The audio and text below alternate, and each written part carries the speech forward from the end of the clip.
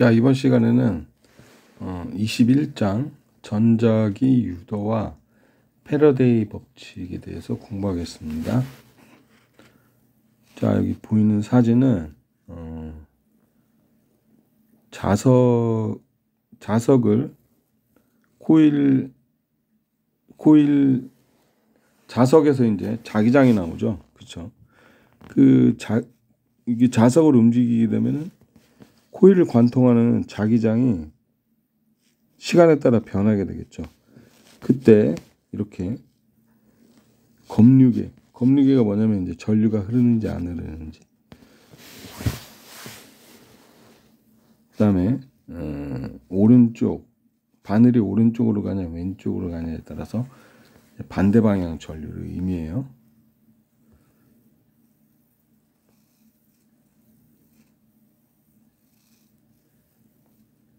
자, 1절에서는 이제 유도기전력, 2절에서 패러데이 유도 법칙과 렌츠의 법칙, 그다음에 움직이는 도체에 유도되는 기전력, 변하는 자기전속이 전기장을 만든다. 자, 오늘은 1차 시부터 3차 시까지 1절과 2절만 하겠어요.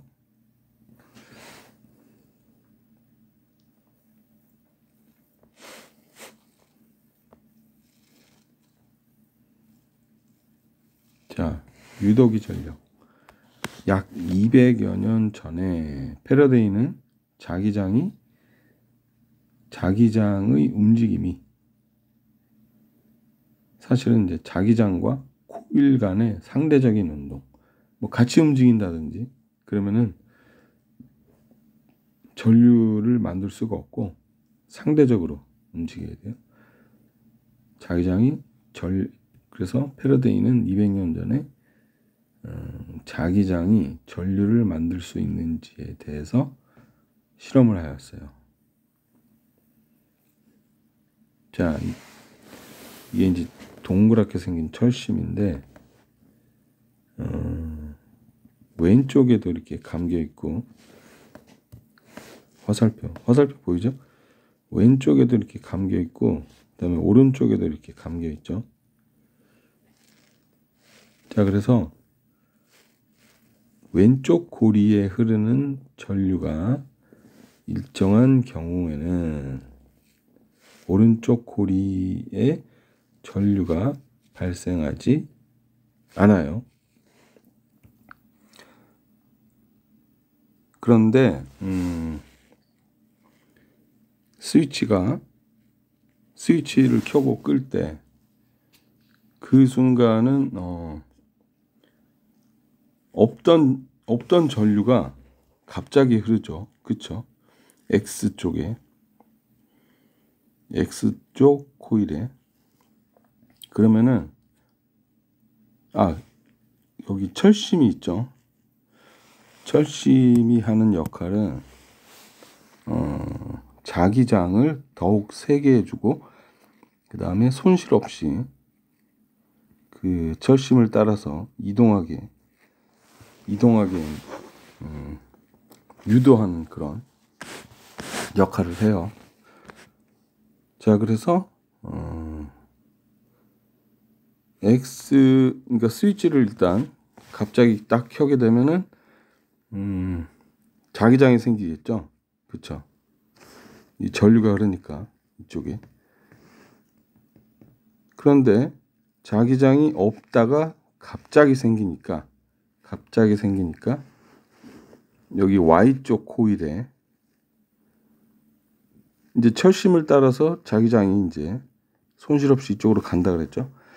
자, 그래서 요 Y쪽 코일을 관통하는 자기장이 없었는데 갑자기 생겨요. 그때 검류기에서 전류가 흘러요. 잠깐.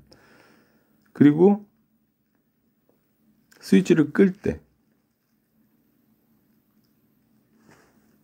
스위치를 이제 닫아서 없던 게 이렇게 일단 생기면 그때는 또 일정하겠죠. 그렇죠? 자기장이 일정하겠죠. 전류가 변하지 않으니까. 그때는 그 동안에는 그러니까 스위치를 이제 닫았어요. 그 동안에는 또 검유계에 나타나는 바늘은 검유계의 바늘은 0을 가리키겠죠. 그죠? 전류가 흐르지 않으니까. 그러다가 갑자기 스위치를 꺼요.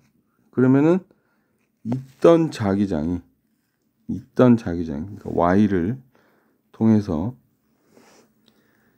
Y쪽 코일을 관통하는 자기장이 있다가 갑자기 없어지면은 그때 또 검유계의 바늘이 스위치를 켤 때와는 반대 방향으로 움직여요. 자, 그래서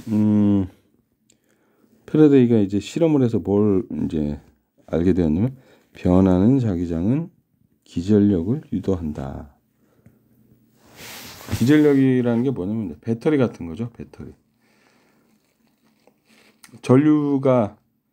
없던 전류가 흐르려면 배터리가 있어야 되는데 배터리 역할을 한다 그런 얘기예요. 변하는 자기장이.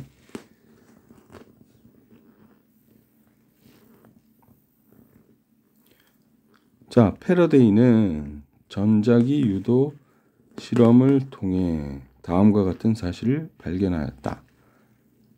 1번. 자석이 코일대로 재빠르게 움직이면 전류가 유도된다. 그게 이제 이 그림이에요. 이 그림.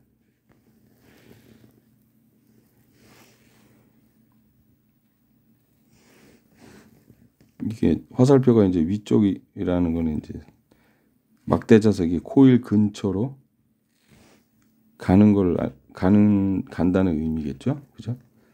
자, 그래서 자석이 코일 안으로 재빠르게 움직이면 전류가 유도된다. 그 다음에 자석이 재빠르게 빠져나오면 이제 반대 방향이라는 얘기예요. 반대 방향. 자석이 반대 방향으로 재빠르게 빠져나오면 그때 검유계에 전류가 검출되고 그때 흐르는 전류는 반대 방향이다.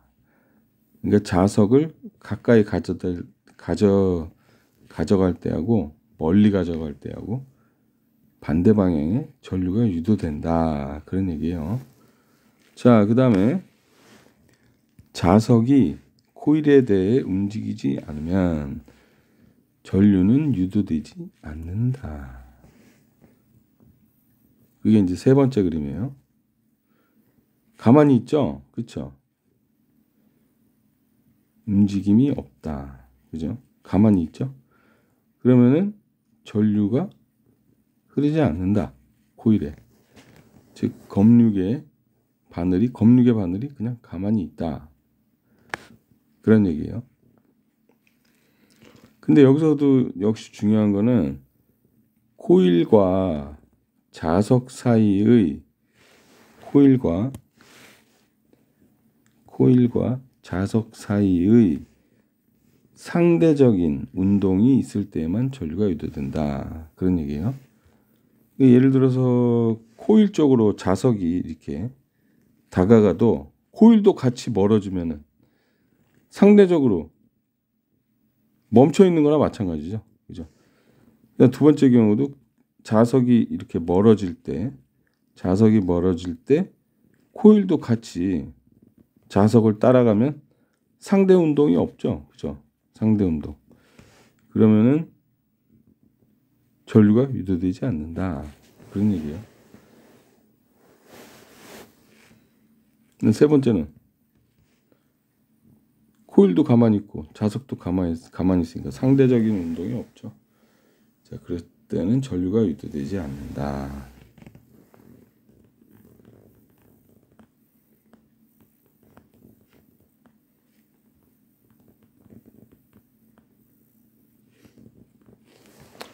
자, 그 다음에 패러데이 유도 법칙과 렌츠의 법칙.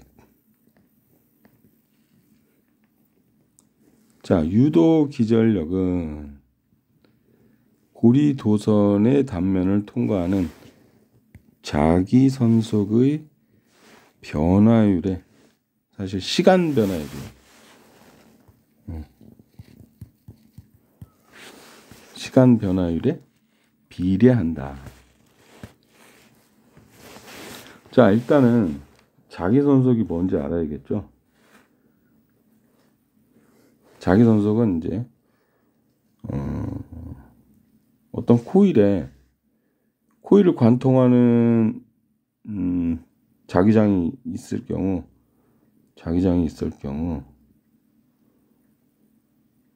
그 자기장 곱하기 그다음에 코일이 만드는 면적이 있을 거 아니에요, 그죠? 근데 그 면적의 방향이 어느 방향이냐면 좀 더 납작하게 그려야겠어요.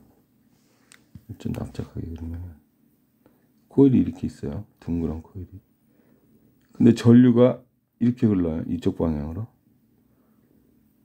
그러면은 오른손 법칙에 의해서 오른손 네 손가락이 이제 이쪽 방향이고 엄지손가락은 이제 이쪽 방향이 되겠죠, 그렇죠? 자, 오른손 감아주기 법칙 뭐 이렇게 이름 붙여도 되겠죠. 그래서 이게 바로 A의 방향이다, 그런 얘기예요. A의 방향이다.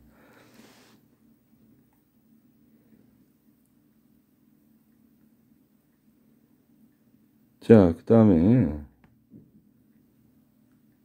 그래서 자기장에, 그러니까 코일을 관통하는 자기장, 예를 들어서 이제 자기장이 뭐 이런 식으로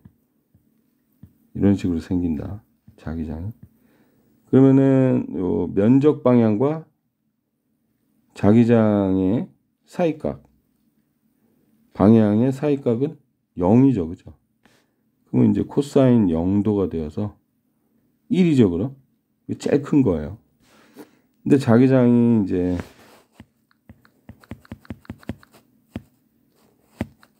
예를 들어서 이렇게 비스듬하게 들어가요. 비스듬하게. 자기장이 이렇게 생겼다 가정합시다. 자, 그러면 이게 세타죠. 코사인 세타. 코사인 0도 빼고 어떠한 각도로 해도 코사인 세타는 코사인 0보다는 작죠, 그죠? 왜냐면 코사인의 최대값이 1이니까. 그래서 BA 코사인 세타가 된다. 자, 그 다음에 자기선속이라는 게 그 자기장 곱하기 면적이죠, 그죠? 자, 그래서 자기선속의 단위를 이제 웨버라 그래요. WB라고 하는데, 자기장 곱하기 면적, 이 단위가 되겠죠, 그렇죠?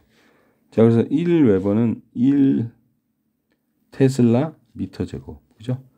이게 자기장의 단위고 이게 면적의 단위죠, 미터 제곱이. 자, 그래서 B와 A니까 테슬라 곱하기 미터 제곱. 그래서 이거를 이제 웨버라고 한다, 그런 얘기예요. 물론 여기 뒤에 있는 코사인 세타는 완전 숫자죠, 그냥. 오직 숫자일 뿐이죠. 그러니까 단위가 없어요.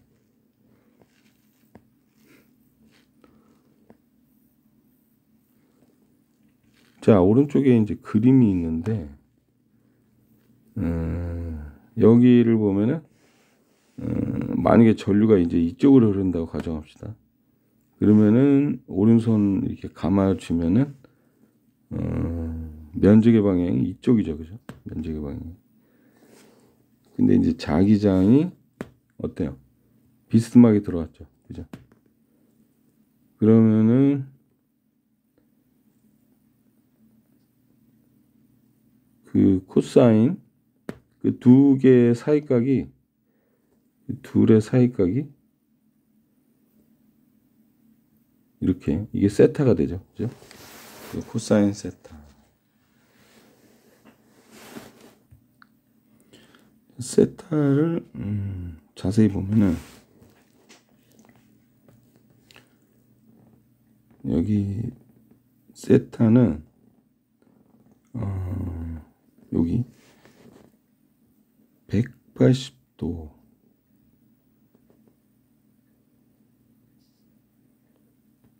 마이너스 파이라고 할 수 있죠. 그죠? 똑같죠.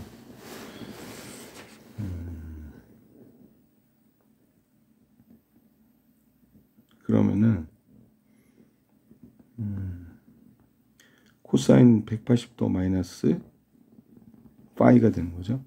그러면은 그게 뭐냐면은 마이너스 코사인 파이가 되는 거예요. 그래서 부호를 생각하지 않으면 그냥 코사인 세타가 된다. 똑같이.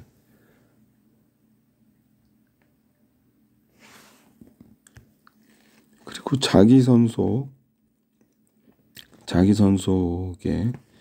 자기선속은 이제 크기밖에 없기 때문에 여기다가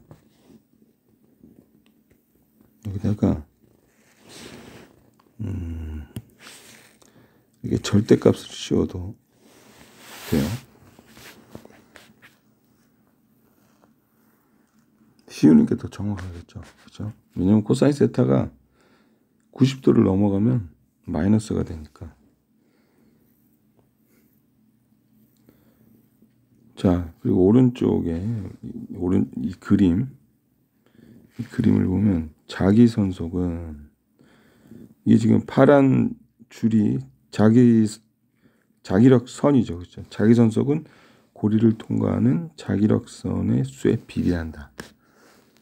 자, 그래서 여기 보면 코사인 세타에서 세타가 만약에 90도이다.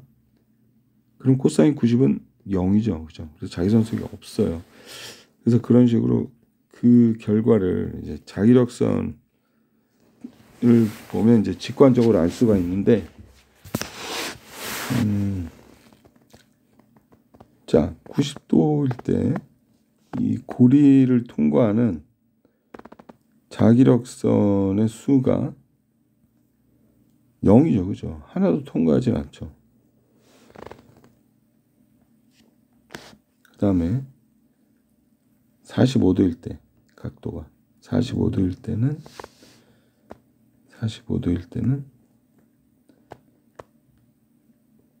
통과하죠. 그죠? 이렇게 일부 통과하죠. 그래서 코사인 45를 곱해준 것과 같다. 자, 그 다음에 세타가 0일 경우에 코사인 0은 어때요? 코사인 0은 1이니까 제일 크죠. 그쵸? 여기 보면은 제일 많이 통과하는 걸 알 수 있어요. 그쵸? 여기 45도일 때는 여기 맨 마지막 선은 통과를 못하죠. 그죠? 맨 아래에 있는 선하고 맨 위에 있는 자기력선은 통과하지를 못하죠. 그래서 이렇게 수직으로 그 면적의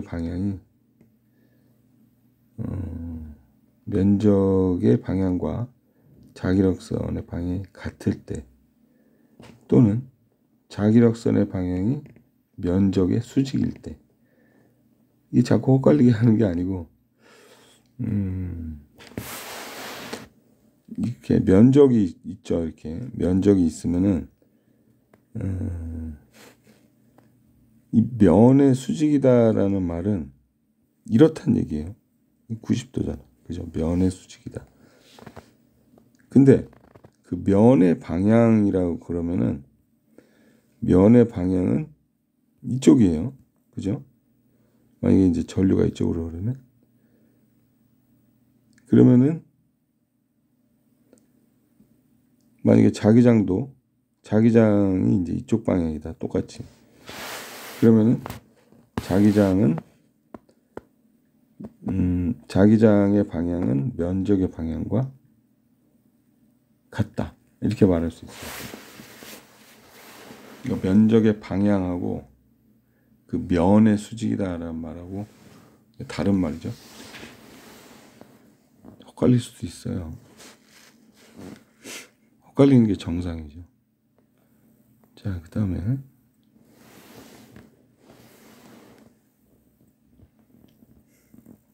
패러데이 유도 법칙을 봅시다.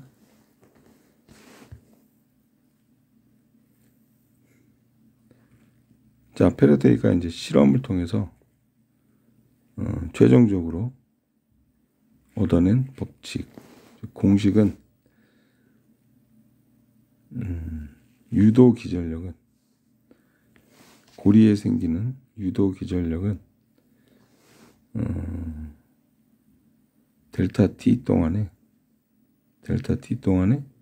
자기선속이 얼만큼 변했나, 줄어들었나, 아니면 커졌나에 비례하고, 그다음에 여기 있는 마이너스는 렌츠의 법칙 때문에 붙어 있는 거예요. 자, 렌츠의 법칙은 이제 볼 거예요.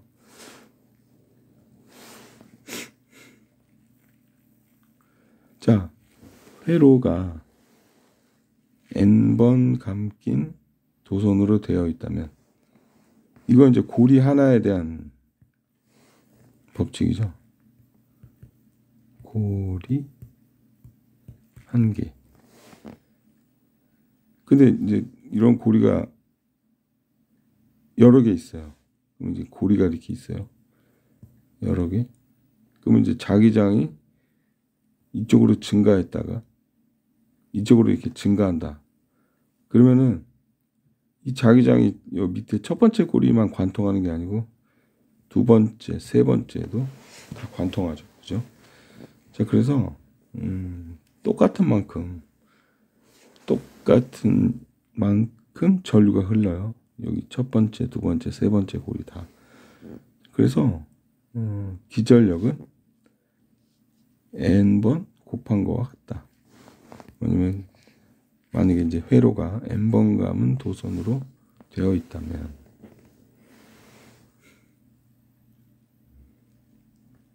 자, 여기 써 있죠.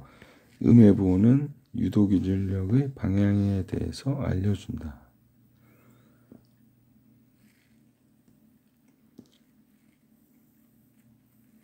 자, 렌츠의 법칙 이제 좀 이따 배울 건데 간략하게 소개를 먼저 하자면, 이렇게 생긴 고리가 있다고 가정합시다. 도선 고리. 그다음에 이제 여기는 검누기와 이제 연결이 되어 있어요. 이렇게 바늘이 이렇게 돼 있고. 자, 그러면은 자기장을, 그러니까 자석의 N극을 가까이 가져다 대요. 이 고리 가까이. 그러면은 N극에서 이제 자기력선이 나가니까 이쪽이죠. 들어가는 방향이죠. 그죠? 들어가는 방향이 점점 커지죠. 그죠? 자석이 멀리 있다 가까이 오면 자기장이 점점 커지니까. 그때 자기장이 점점 커지는 거를 방해하려는 방향으로 유도전류가 생긴다. 이게 바로 렌츠의 법칙이에요. 방해하려면은 어때요? 다른 색깔로. 방해하려면은 이렇게 나오는 방향, 들어가는 방향의 반대인 나오는 방향으로 자기장이 생긴다면 이 변화를 방해하는 거죠. 그렇죠? 이 변화를 방해한다. 그러니까 자기장이 점점 커지니까 그거를 방해하려면 반대 방향에 자기장을 만들면 방해하는 거죠, 그죠? 캔슬의 목적으로, 그죠? 그래서 지면을 뚫고 나오는 방향에 자기장을 생기려면 어떻게 해야 되겠어요? 오른손 법칙을 적용하면은 이쪽 방향으로 전류가 생겨야겠죠, 그죠? 자, 그래서 여기 붙어 있는 마이너스는 방해하려는 방향으로 생긴다 해서 이렇게 마이너스를 붙여놓은 거예요. 자, 1차 시는 여기서 마치고 좀 쉬었다가 2차 시 시작합시다. 자, 예제 21.1 자기장 내에 있는 고리 도선. 자, 한 변의 길이가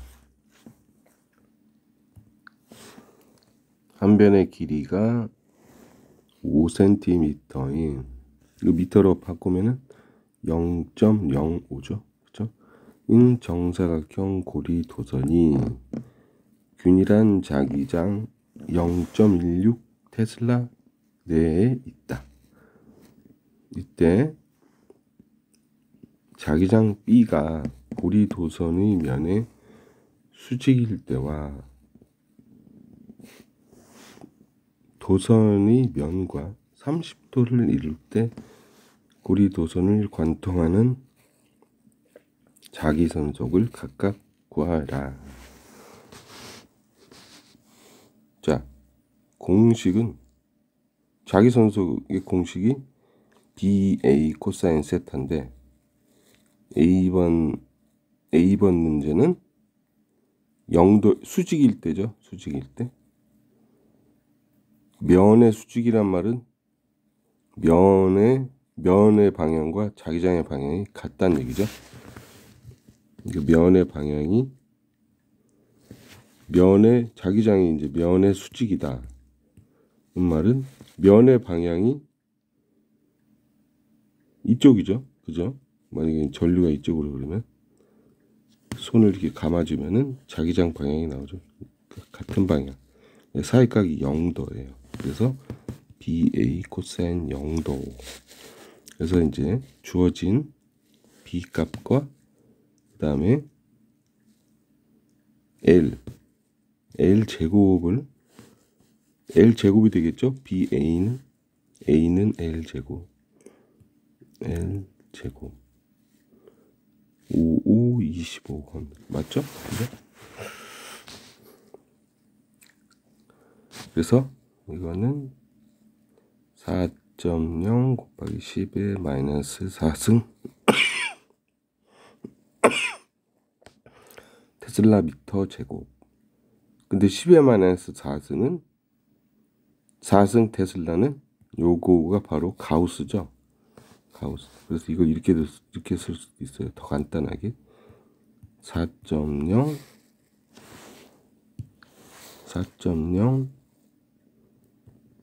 가우스 미터 제곱 이렇게.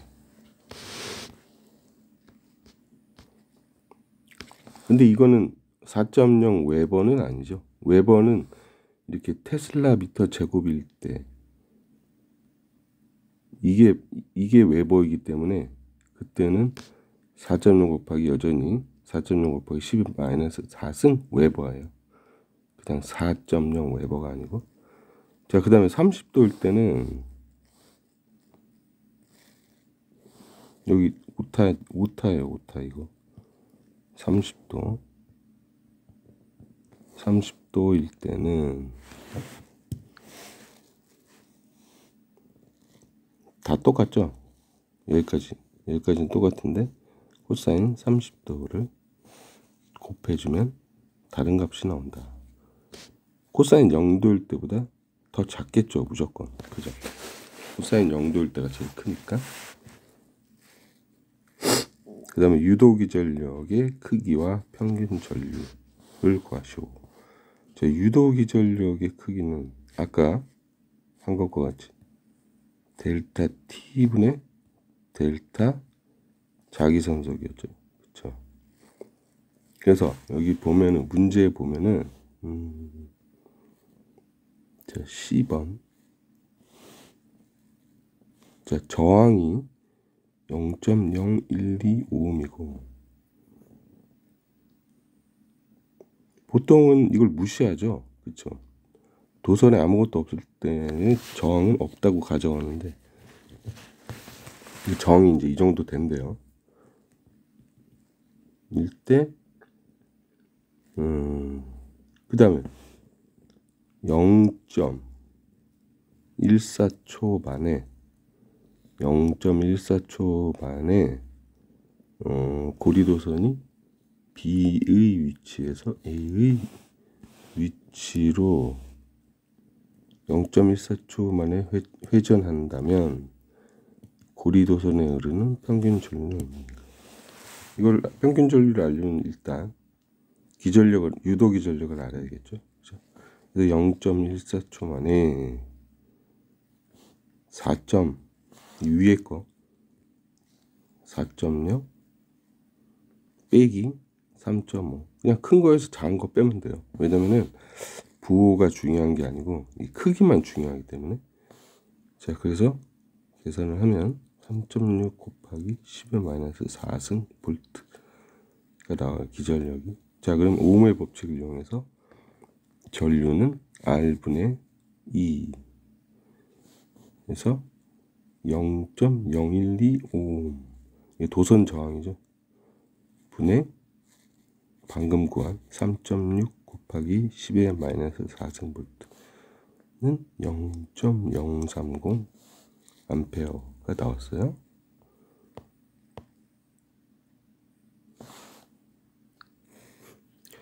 자, 21-2장 할게요. 자, 패러데이 유도 법칙을 다시 써보면 기전력은 마이너스 델타 파이 델타 T였죠.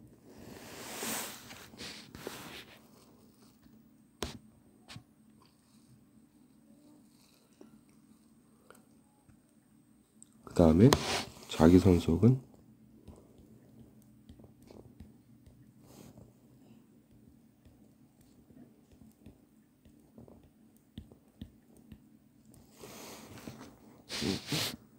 자, 그래서 시간에 따라서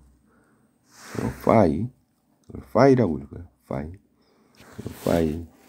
즉 자기선속이 변하면 이제 전류가 유도되는 거죠. 자, 그래서 여기 보면은 셋 중에 자기장의 크기, 그 다음에 전류 고리의 넓이, 그 다음에 자기장과 전류 고리가 만드는 면적, 방향의 사이각이 변하면 그때 자기선속도 같이 변하는 거죠. 그때 전류가 유도된다. 자기장이 변해도 전류가 생기고 면적이 변해도 전류가 생기고 각도가 변해도 전류가 생긴다. 그런 얘기예요. 자, 그래서 이제 그림을 보면은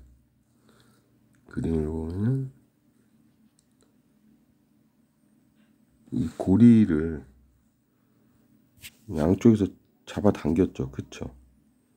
그러면은 여기서 자기장은 변하지 않고 그 다음에 세타도 변하지 않죠. 왜냐면 고리가 만드는 면적의 방향, 이렇게 뚫고 나오는 방향, 이것도 전류가 오른쪽으로 생기네. 그죠? 오른쪽으로 그럼 뚫고 들어가는 방향이고, 자기장이랑 방향이 똑같네. 그죠?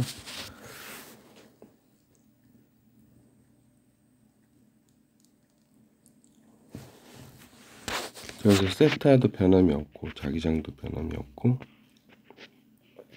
A는 변함이 있죠. 왜냐면은 이렇게 동그랄 때 면적이 제일 크고, 그 다음에 원에서 벗어나면 즉 이렇게 타원형 모양이 되면은 면적이 줄어들어요. 극단적으로 이제 완전히 잡아당겨가지고 여기 안에 틈이 하나도 없으면 면적이 0이 되는 거죠. 그렇죠? 자, 그래서 전류가 흐르죠. 그죠? 자, 오른쪽으로 전류가 이제 위쪽 도선에서 오른쪽으로 흐르는지 실험을 해보지 않아도 우리가 알 수 있죠. 그죠? 렌츠의 법칙에 의해서 변화를 방해하려는 쪽으로 생긴다. 이 보면은 자기장이 줄어드니까, 줄어드는 그 변화를 방해하려면 어떻게 해야 되겠어요? 그 원래 자기장 방향으로 자기장을 더 만들어야 되겠죠. 그래야지 줄어드는 걸 막을 수 있죠. 그렇죠? 그러려면은 손가락을 감싸 쥐었을 때 엄지손가락이 지면을 뚫고 들어가는 방향, 즉 전류가 이쪽으로 생길 때 지면을 뚫고 들어가는 자기장이 생기니까 이제 방해하는 거죠. 그렇죠?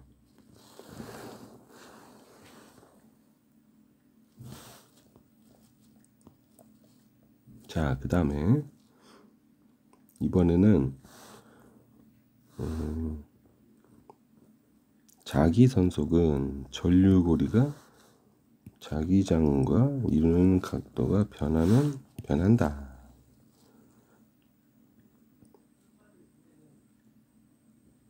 여기서 전류고리라는 거는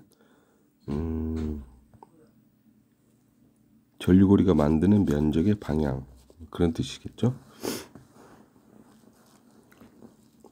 자, 여기서는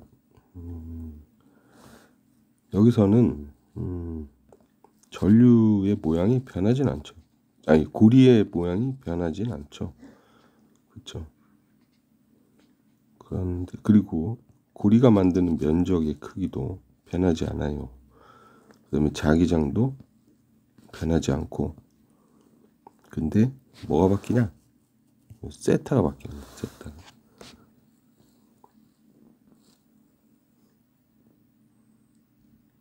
그러니까 현재 자기장이 들어가는 방향이죠. 그렇죠? 그럼 이걸 돌리면은 어때요? 이게 자기선속이 줄어들겠죠. 그렇죠? 뚫고 들어가는. 그래서 완전히 90도 회전시키면 하나도 안 뚫고 들어가죠. 그 다음에 이걸 이제 여기 식에서는 어떻게 설명할 수 있냐? 이거는 코사인 0도죠. 그죠? 이쪽 거는 코사인 0도, 세타는 0, 이거는 세타는 90도. 자, 그래서 코사인 90도가 0이니까 자기선속이 0이다.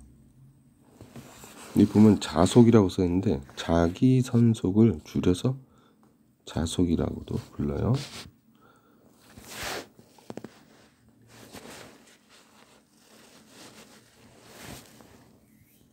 자, 지금 현재 자, 그럼 렌츠의 법칙을 봅시다. 렌츠의 법칙에 의하면 이게 돌아가면서 자기선속이 줄어들죠. 그렇죠? 근데 렌츠의 법칙은 그 줄어드는 거를 방해해야 되니까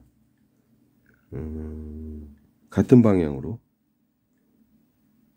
방향으로 자기장이 생기게 전류가 흘러야겠죠.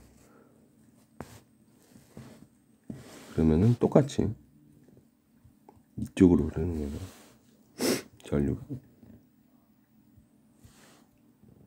옆에서 보면 이제 위로 올라가는 방향이죠.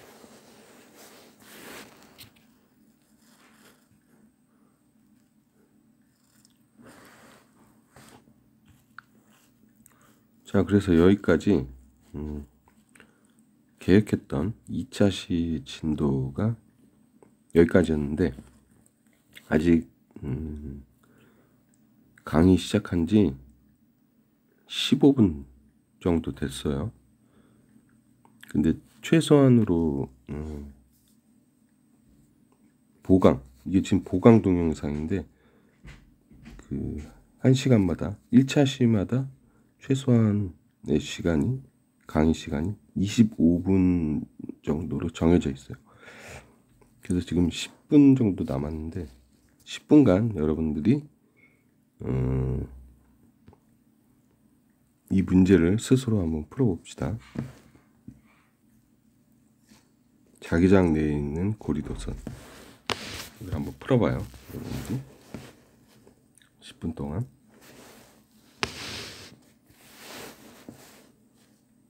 출석이 되려면은 출석이 이제 지각이나 결석이 아니게 되려면은 그 플레이를 지금 보고 있는 동영상을 끝까지 다 봐야 돼요.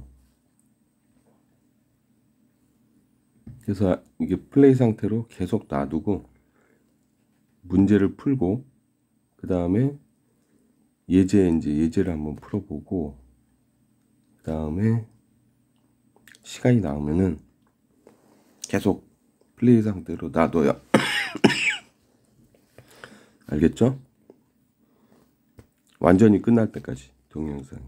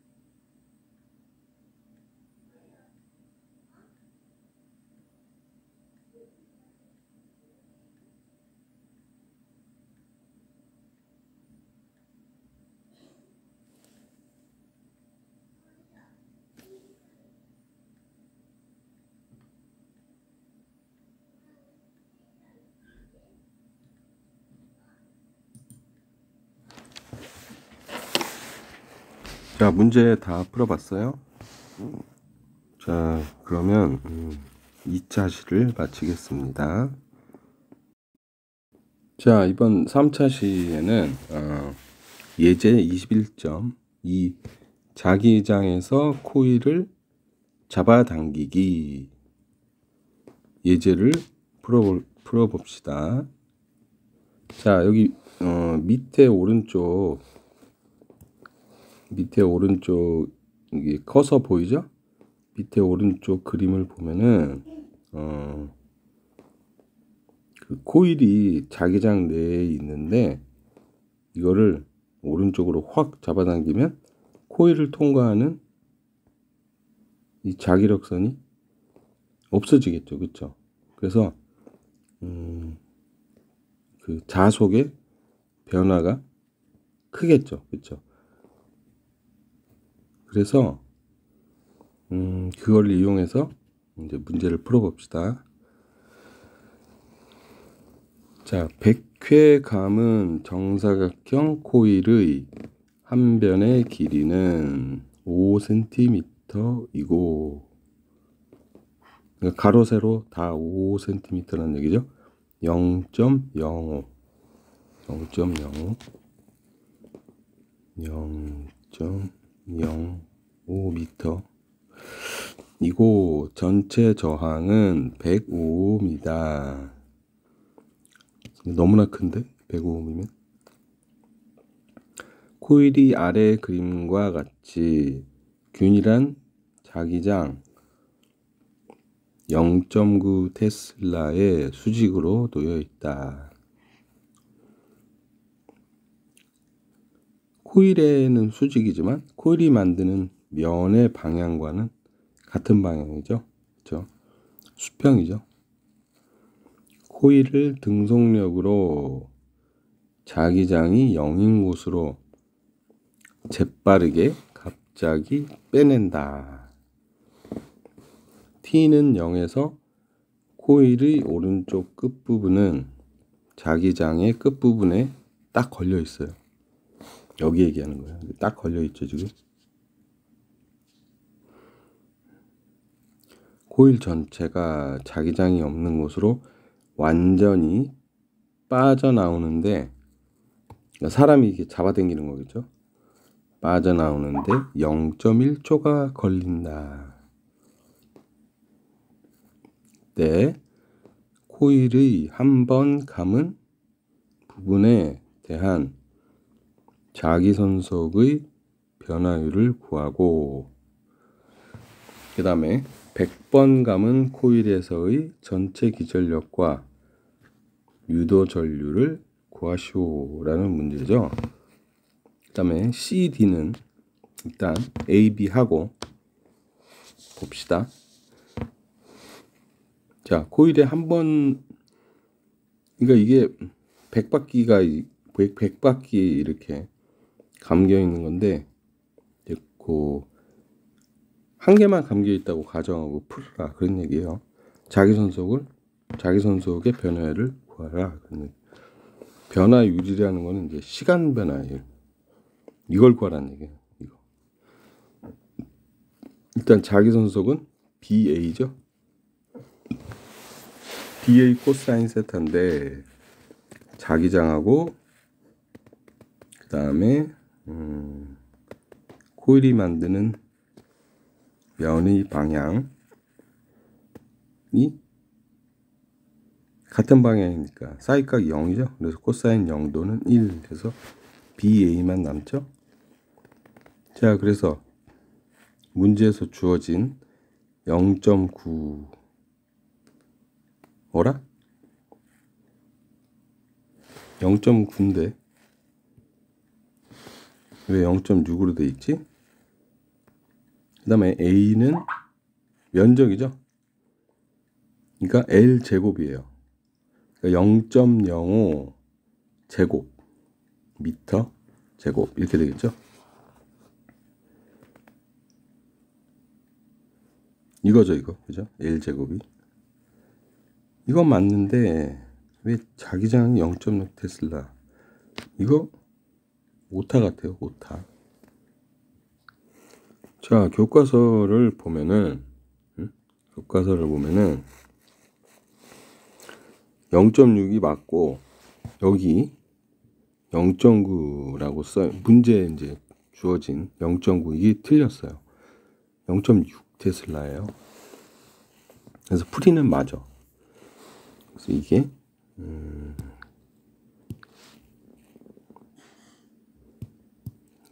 0.6 테슬라. 자, 그래서 자기 선속을 계속 구해 봅시다. 자, 0.6 곱하기 면적 2.5 곱하기 10의 마이너스 3승 이렇게. 그다음에 자기 선속의 변화는 나중 빼기 처음이죠. 그쵸? 자, 잡아당겨서 코일을 뺀 다음에는 어때요? 자기 선속이 0이죠. 자기력선 하나도 없으니까 뚫고 지나가는. 그래서 0 빼기 요거 0 빼기 1.5 곱하기 10의 마이너스 3승. 그 다음에 델타 t로 나누는 거죠. 델타 t가 0.1초죠. 0.1초가 걸린다. 빼내는데. 자, 그래서 계산을 해보면 10의 마이너스 3승이 0.1로 나누면 10을 곱하는 거랑 마찬가지죠. 그래서 마이너스 1.5 곱하기 10의 마이너스 2승. 자, 그 다음에 B번 100번 감은 코일의 전체 기전력과 유도전류를 구하라. 100번 감은 코일의 유도기전력은 이거죠? 유도기전력은 델타 T분의 델타 파이 자기선서 곱하기 감은 횟수 그 다음에 마이너스. 자, 그러면은 100 그 다음에 아까 구한 거 마이너스 1.5 곱하기 10의 마이너스 2승. 자, 그러면은 계산기에 넣고 해보면 1.5V가 나온다. 자, 그 다음에 전류를 구하시오. 오음의 법칙에 의해서 I는 R분의 V죠. 그죠? 여기 이 엡실론이 V예요. V. 자, 그래서 1.5V 나누기 100오음이었죠, 아까. 그죠?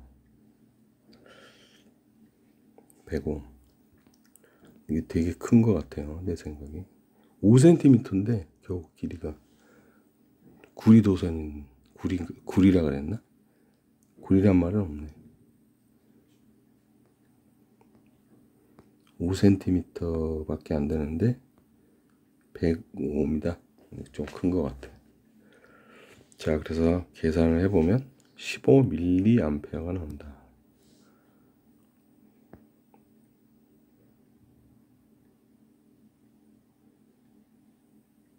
자, 전류의 방향도 한번 봅시다.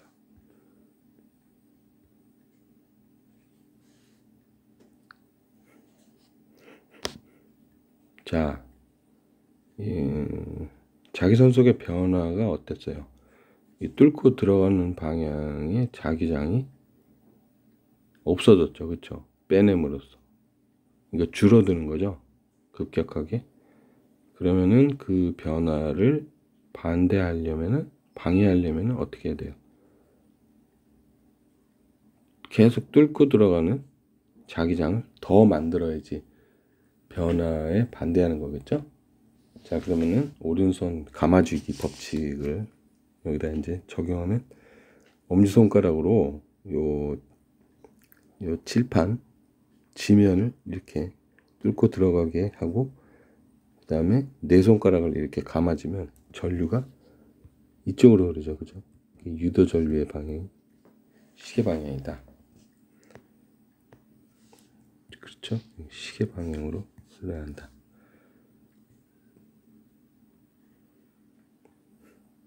자, 그 다음에 코일에서 소비되는 전체 에너지를 구하시오. 코일에 105옴의 자기장에서 이제 열 에너지로 소비된다는 얘기죠. 그거는 I 제곱 R, 이게 뭐였어요? 이게 전력이었죠, 전력. 그러니까 저항에서 초당 발산하는 열 에너지였죠. 그죠? 1초 동안에 발산하는 열 에너지. I 제곱 R이 그거였어요. 거기다가 시간을 곱하면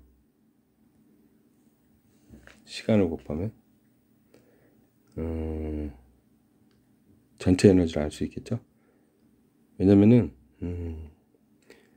이게 빼내는 동안에만 전류가 흐르기 때문에, 유도 전류가 흐르기 때문에 그 빼내는 동안이 몇 초였어요? 0.1초 동안이죠. 그렇죠? 자, 그래서 I 제곱 R 한 다음에 T에다 0.1초를 대입을 하면 일단 전류는 1.15mA죠. 1.5 곱하기 10의 마이너스 2승.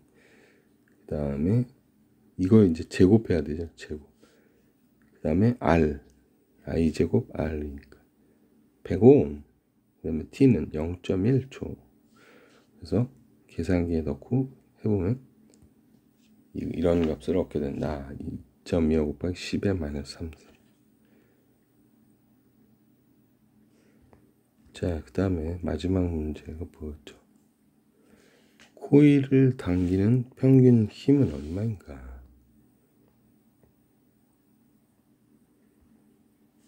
자, 소비된 에너지는 자기장 내에서 코일을 끌어내기 위해 한 일과 같다. 그쵸? 일은 뭐죠? 힘 곱하기 거리죠. 그죠? 그래서 평균 힘은 1에다가 D를 나눠주면 되는 거죠. 그죠? 자, 근데 D가 얼만큼이냐?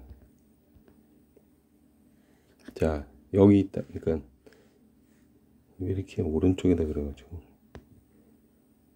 여기 이렇게 자기장이 이렇게 있다가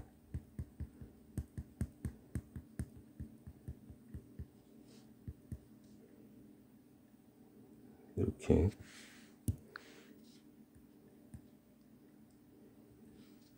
여기 있다가 파란색으로 이쪽으로 나간 거죠. 그렇죠? 이렇게 나간 거죠. 자, 그러면 얼마큼 이동한 거예요? 바로 요 한 변의 길이만큼 이동한 거죠. 한 변의 길이가 5cm였잖아요. 그죠? 자, 그래서 일은 이거죠. 소비되는 에너지 2.25 곱하기 10의 마이너스 3승.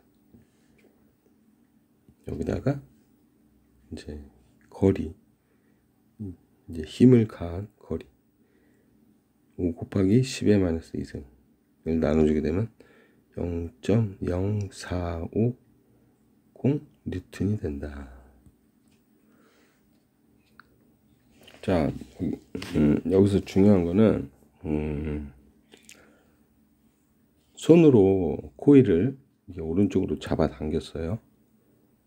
잡아당기면 잡아당김으로써 유도 전류가 흐르고 그 유도 전류가 열 에너지로 이렇게 소모된 거죠. 그쵸? 그래서 그 에너지의 양이 2.25 곱하기 10의 마이너스 3승이었어요. 그러니까 이거는 손으로 잡아당겼기 때문에 소모된 에너지죠. 그쵸? 그러니까 일을 저만큼 해줬다는 거예요. 일을. 자, 그래서 1 나누기 W 하면 2.25 곱하기 10의 마이너스 3승에다가 5cm를 나누어준 거다. 그런 얘기예요. 자, 실제로 자기력을 생각해 봅시다. 자기력. 자기력을 생각해 보면은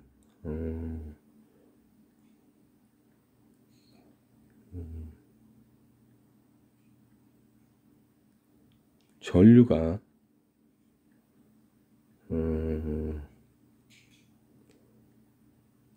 이걸 코일을 오른쪽으로 잡아당길 때 이 안에 있던 전하가 여기 있다가 이제 이쪽으로 이동한 거죠. 이렇게 이쪽 방향으로 이동하는 거죠. 빠르게. 그러면은 여러분들 자기력 오른손바닥 법칙을 적용하면 자기력 들어가고 그다음에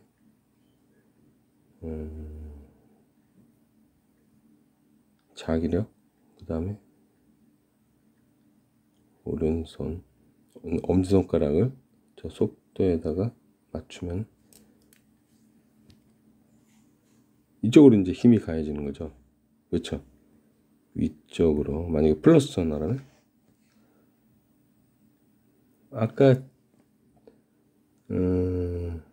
전류가 시계 방향으로 흐른다고 그랬죠. 그렇죠?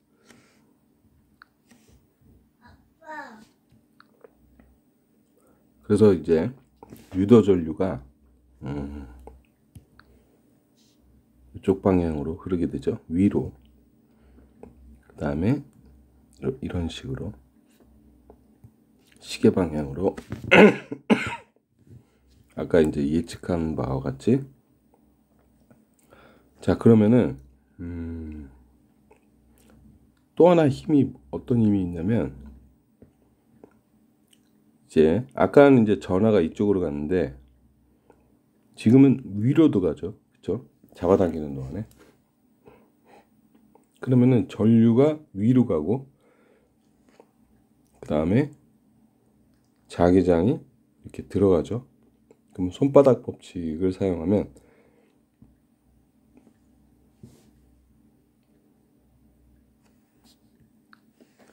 도선에 전류가 위로 올라갈 때는 도선에 가해지는 힘이 왼쪽이 되겠죠. 그렇죠? 그래서 사람이 이 도선을 오른쪽으로 잡아당길 때 저항이 있어요. 저항. 왜냐면 도선 자체에서 왼쪽으로 힘을 가하기 때문에 이거를 극복하고 당기려면 힘이 들고 그리고 일을 하게 되는 거죠. 그렇죠?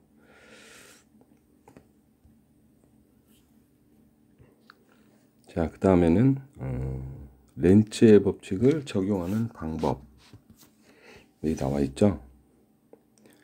자, 1번 자기선속이 증가하는지 감소하는지 그 다음에 변하지 않는지 확인하자. 그리고 유도 전류에 의해 생겨난 자기장의 방향은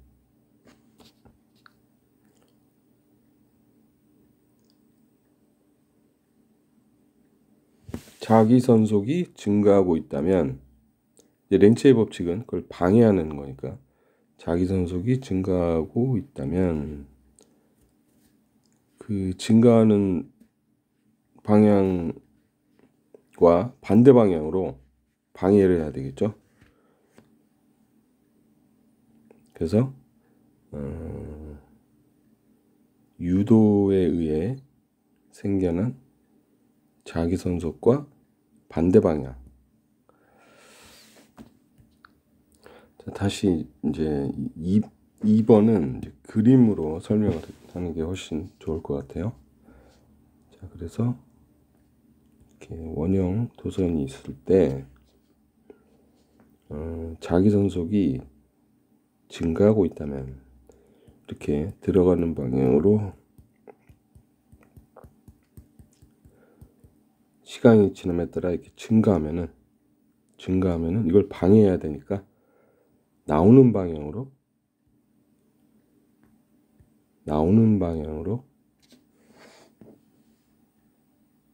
자기장이 생기도록 전류가 유도되겠죠. 그렇죠? 자, 그러면은 어느 쪽 방향이 되겠어요? 오른손 법칙을 사용하면 엄지손가락을 지면을 뚫고 나오는 방향으로 하면 그 나머지 네 손가락을 감아주는 방향으로 전류가 생기죠. 이쪽으로. 그죠? 이게 이제 유도 전류예요. 유도 전류가 이쪽 방향으로 생긴다. 이쪽 방향으로. 그 다음에 자기선속이 감소하고 있다면, 감소하고 있다면, 많았는데 점점점 시간이 갈수록 자기선속이 없어져요. 그러면은 없어지는 거를 방해해야 되니까 같은 방향으로 자기장이 생겨야 되겠죠. 그죠? 이쪽 방향으로. 그러려면 엄지손가락을 오른손 엄지손가락을 지면을 뚫고 들어가는 방향으로 하면 나머지 네 손가락이 을 감아주는 방향 이쪽이죠. 그죠? 자, 이쪽으로 유도 전류가 생긴다. 자, 그리고 너무나도 당연하게 자기선속이 시간에 따라 변하지 않는다면 유도 전류는 없다. 그런 얘기죠.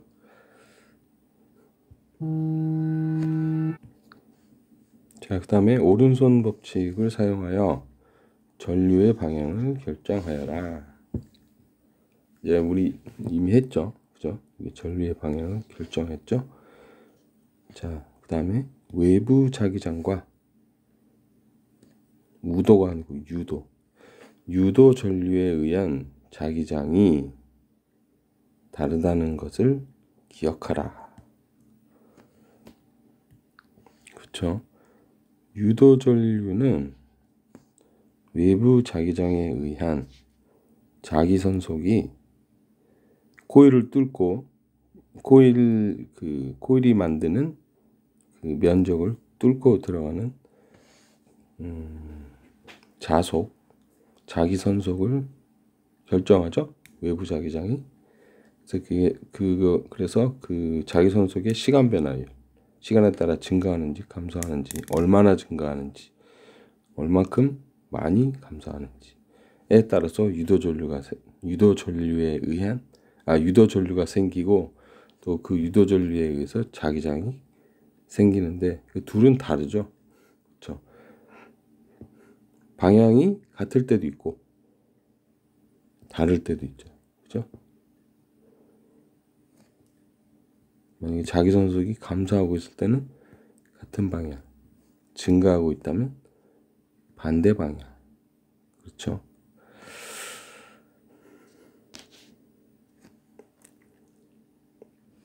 자, 3차 시 우리가 해야 될 거는 이제 다 했어요. 다 했는데 아직 2분 남았죠?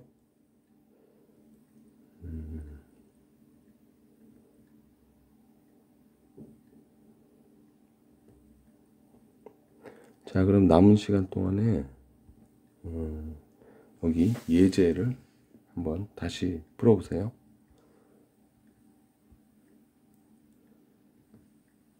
여기서부터죠, 예제가. 그렇죠?